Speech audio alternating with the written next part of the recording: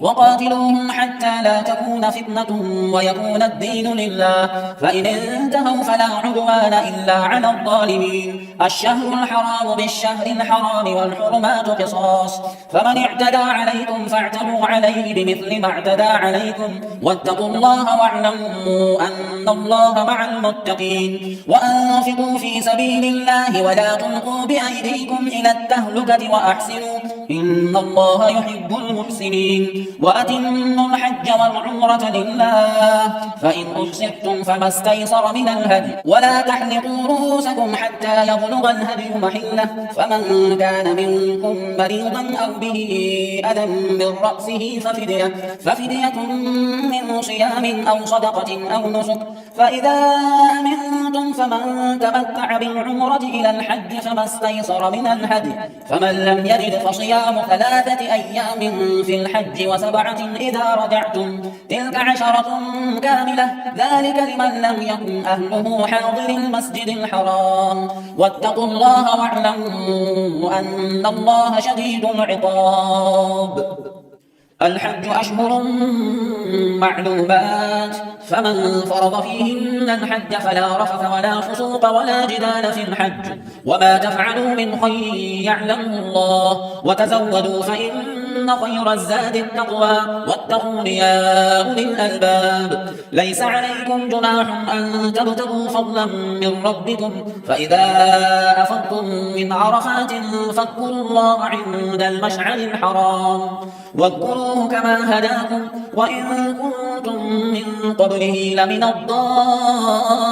الضالين. ثم أفيضوا من حيث أفاض الناس واستغفروا الله إن الله غفور رحيم. فإذا قضيتم مناسككم فاذكروا الله كذكركم آباءكم أو أشد ذكرا، فمن الناس من يقول ربنا آتنا في الدنيا وما له في الآخرة من خلاق، ومنهم من يقول ربنا آتنا في الدنيا حسنة وفي الآخرة حسنة وقنا عذاب النار. أولئك لهم نصيب مما كسبوا والله سريع الحساب. واذكروا الله في أيام معدودات، فمن تعجل في يومين فلا إثم عليه، ومن تأخر فلا إثم عليه لمن اتقى. واتقوا الله واعلموا أنكم إليه تحشرون.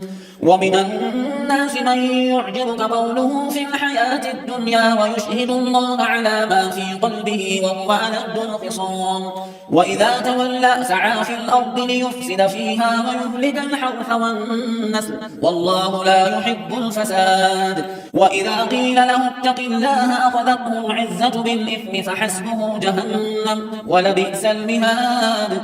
ومن الناس من يشري نفسه ابتغاء مرضات الله والله رؤوف بالعباد. يا أيها الذين آمنوا ادخلوا في السلم كافة ولا تتبعوا خطوات الشيطان إنه لكم عدو مبين. فإن زللتم من بعد ما جاءتكم البينات فاعلموا أن الله عزيز حكيم. هل ينظرون إلا أن يأتيهم الله في ظلل من الغمام والملائكة وقضي الأمر وإلى الله ترجع الأمور. سل بني إسرائيل كم آتيناهم من آية بينة ومن يبدل نعمة الله من بعد ما جاءته فإن الله شديد العقاب. زين للذين كفروا الحياة الدنيا ويسخرون من الذين آمنوا والذين اتقوا فوقهم يوم القيامة والله يرزق من يشاء بغير حساب. كان الناس أمة واحدة فبعث الله النبيين مبشرين ومنذرين وأنزل معهم الكتاب بالحق ليحكم بين الناس فيما اختلفوا فيه وما اختلف فيه إلا الذين أوتوه من بعد ما جاءتهم البينات ما جاءتهم البينات بغيا بينهم فهدى الله الذين آمنوا لما اختلفوا فيه من الحق بإذنه والله يهدي من يشاء إلى صراط مستقيم.